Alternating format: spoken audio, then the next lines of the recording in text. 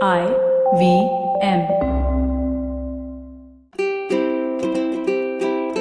Hello and welcome to the Habit Coach Podcast, the bite-sized podcast filled with quick and easy, actionable habits. Remember, great habits create that awesome life. I am Ashdin Doctor, your habit coach. And today's fun fact of the day has to do with coffee. Did you know that the first mug was found back in Neanderthal caves? This mug was made out of bone. So you can clearly understand that probably Neanderthals were also coffee junkies just like us. Of course, I'm kidding. Please do not take that as a fact. But it is so interesting that mugs have been used for thousands of years to drink from. Some even made from human skulls. As time progressed, things became more civilized. Mugs were made from porcelain in China. The rest of the world made them out of clay and then later on metal. But the basic structure has remained the same over all these years. The volume in these mugs could hold the same amount, which is very interesting, especially from a human behavior point of view. How comes over so many centuries the same amount of fluid being held? What's interesting is that modern day coffee mugs have a unique shape and design about them to keep the beverage warm. A coffee mug holds about twice as much as a teacup. Hence, you can see that there's a big difference between the two. And I used to drink a coffee mug full of chai every morning as I woke up. I would lie in my bed and drink my chai first thing in the morning. It was the best feeling in the world. The smell of that tea mixed with the lemongrass and the spices was just heaven. It was like a warm hug. The amount of sugar that went into that chai was, oh my God, enough to make a pastry chef blush. I have on this podcast spoken about my horrible chai habits in different contexts. But one of the things that I keep getting asked about is how to give up the chai habit completely. Not just how do I get rid of milk or how do I get rid of sugar.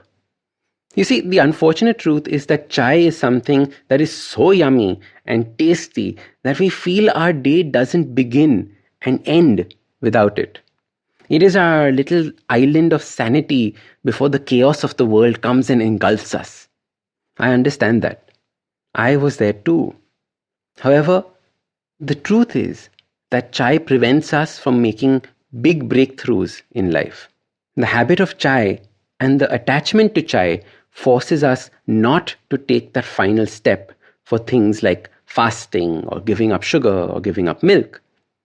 Whenever I talk about intermittent fasting, so many people write into me saying that they can happily give up breakfast, but they can't give up that morning chai. If chai were allowed, they would definitely do it.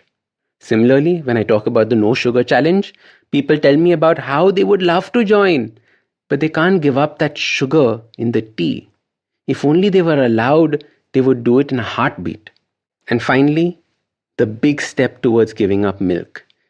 And oof, this is a big one. I've already done a whole podcast on why we must not add milk to our tea and how it shortens our lifespan. But the truth is that chai often becomes that final frontier in this change. So as we can see, there are so many good things that can be achieved for ourselves if only we could break this stupid chai habit. But what is interesting is that we only enjoy the first sip of chai. Our enjoyment dips dramatically from sip 1 to sip 5.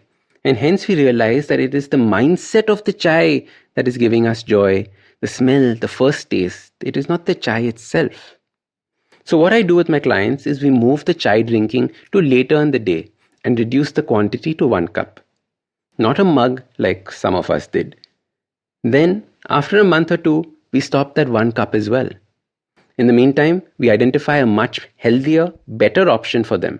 It could be plain masala tea without milk and no sugar. It could be a kada, which is basically just spices, or a green tea or a black coffee. Others choose to go completely cold turkey. One fine day making a choice to change, finding themselves something else that they enjoy drinking and moving to that completely. For me, it was a switch from chai to black coffee. I started with espressos at home and then moved to a French press style of coffee. Now, when making a change and your new beverage of choice, try adding some ceremony to it.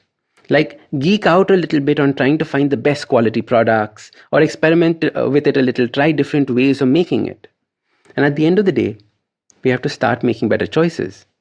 So, this beverage of yours is going to be critical in giving up chai. Chai is one of those things that prevent you from doing so much and so many other things towards a healthier life. So, make that choice now. Give up that chai for just a month and see the difference in your life. As you know, sugar is one of the worst things that you can do for your body. I have spoken about this so often on the Habit Coach podcast. On the 1st of September, we start our next 30-day no sugar challenge. You need 3 things to give up the sugar addiction. First is your determination. The second is the knowledge about where sugar is hidden and the habits to break free from it. Finally, a support group to help you, which of course I'm going to be a part of. To find out more about the challenge and avail of this discount, visit www.planmyfood.com/no sugar.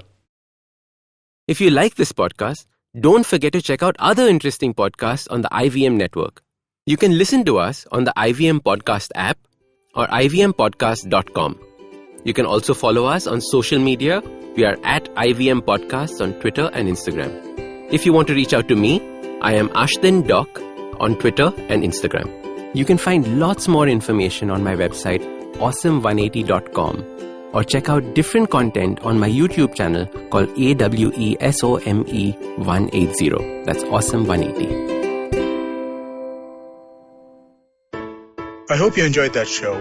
So another really fun week on the network. I don't know if you saw this, but Varun Thakur was on Advertising is Dead. That was a really, really fun episode. Besides that, we've had some great guests all over the place. We had Ram Madhvani on Cyrus Says. We had Saurav Mukherjee, a legend in the finance space. He was on Paisa Vaisa. He and Anupam have co-written a book, so definitely do check out that episode and go buy their book too. I mean, like, that would be another great thing to do. Uncle Pleased had a really, really cool episode with hosts of our other show, Mr. and Mrs. Binge Watch, Anirudh and Janice. They were talking about celebrity culture and how that's progressed for the last few years. And yeah, it's just been a really, really great week. One episode I do want to shout out. A couple of weeks ago, Pulyabazi did an episode which was just amazing. They were talking about the letters between Mahatma Gandhi and Rabindranath Tagore. Do check those out. Those were really good.